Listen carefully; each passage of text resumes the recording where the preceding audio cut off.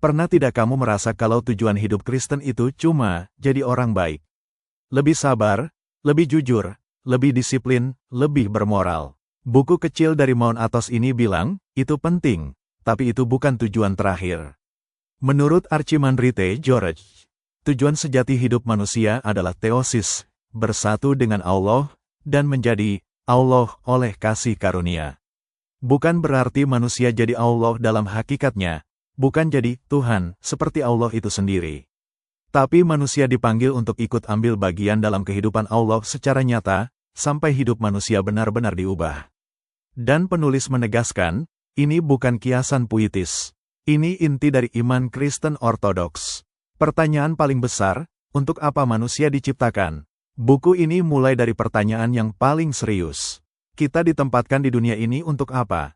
Jawabannya diambil dari kitab Kejadian. Manusia diciptakan menurut gambar dan rupa Allah.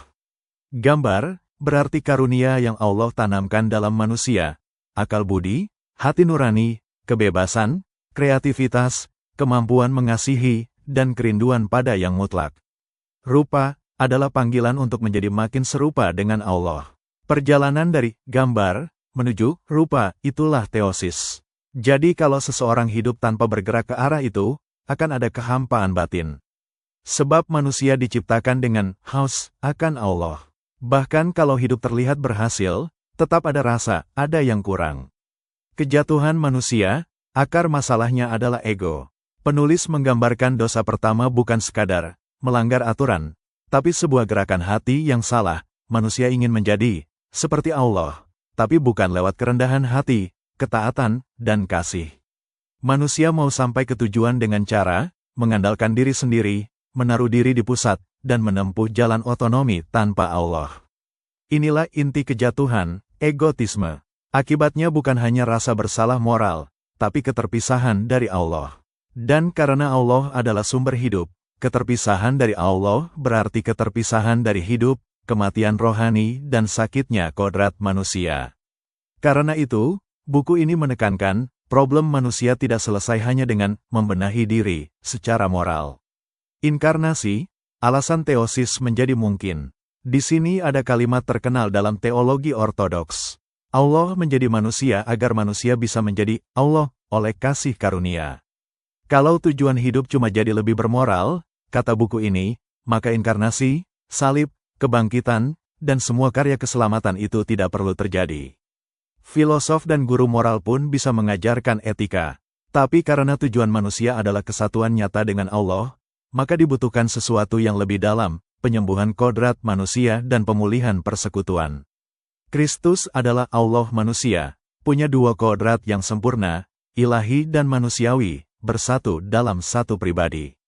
Karena persatuan ini, kodrat manusia sekarang punya akar baru, awal baru. Jalan kembali menuju Allah dibuka.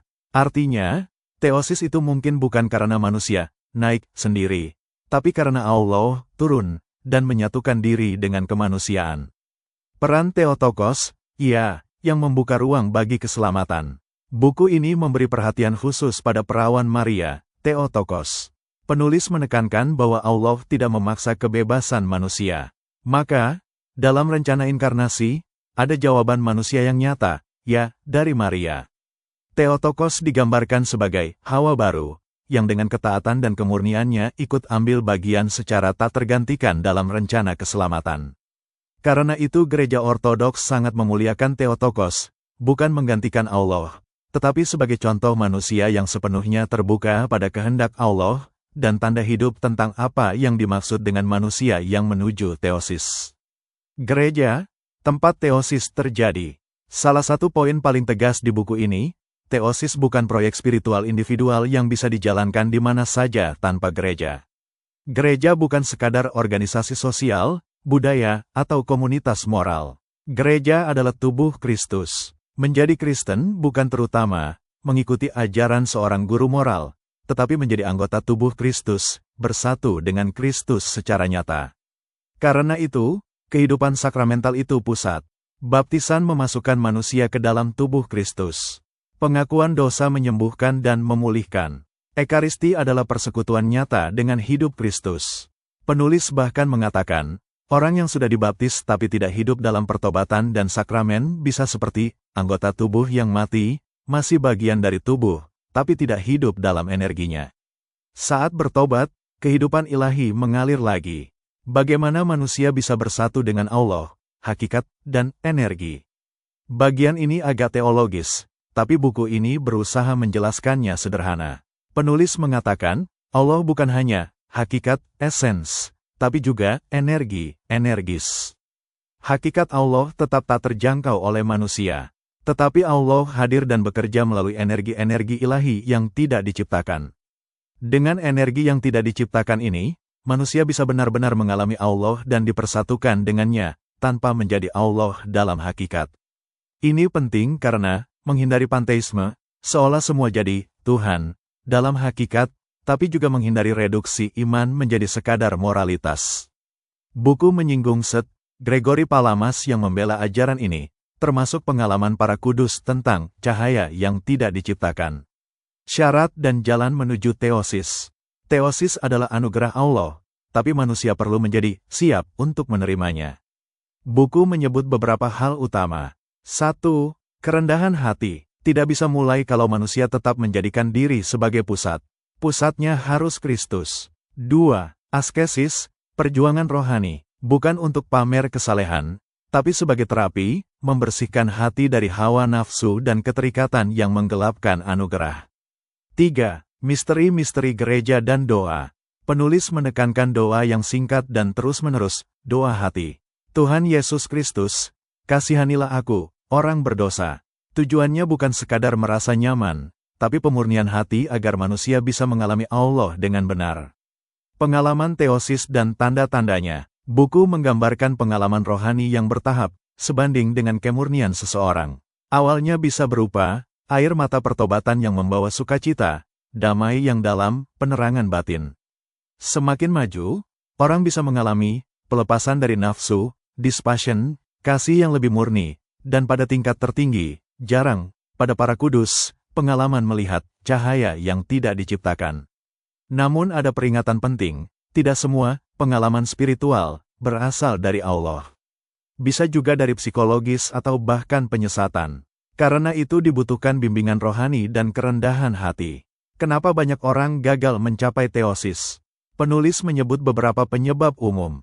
Manusia tenggelam dalam urusan hidup yang sebenarnya baik, tapi jadi menggantikan yang satu perlu.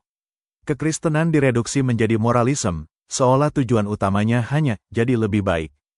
Pengaruh humanisme antroposentris, yang memusatkan hidup pada manusia dan menyingkirkan Allah. Dan akibatnya terasa terutama pada generasi muda, ada lapar akan pengalaman yang nyata, lalu mereka mencari pengganti yang murah atau destruktif, mistisisme palsu, okultisme, pelarian, bahkan kehancuran diri, karena mereka tidak tahu bahwa gereja sebenarnya menyimpan jalan yang mereka cari. Penutup, inti pesannya, kalau benar tujuan hidup manusia adalah teosis, maka iman Kristen bukan sekadar etika atau aturan.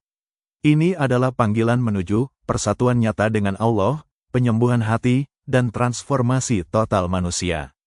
Buku ini mengajak kita melihat, Kristen itu bukan cuma menjadi orang baik, tapi menjadi manusia yang dipenuhi Allah.